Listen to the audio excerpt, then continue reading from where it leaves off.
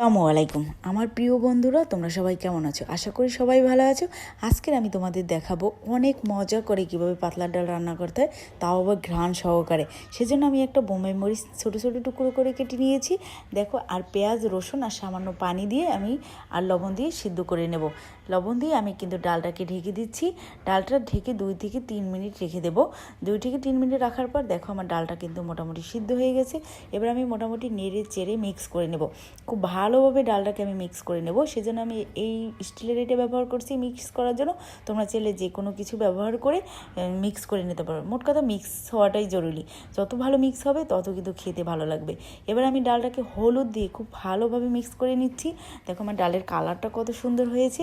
এই ডালেরতে এবার আমি পানি অ্যাড করব। তোমাদের পরিমাণ মতো তোমরা যতটুকু ডাল খেতে চাও ওরকমভাবে পানি অ্যাড করবে। দেখো এবার পানি অ্যাড করার পর আমি ডালটাকে খুব সুন্দর করে ফুটিয়ে নিয়ে এবার আমি তেলে দিচ্ছি। সেটা আমি দেখালাম না, এটা তো সবাই জানি।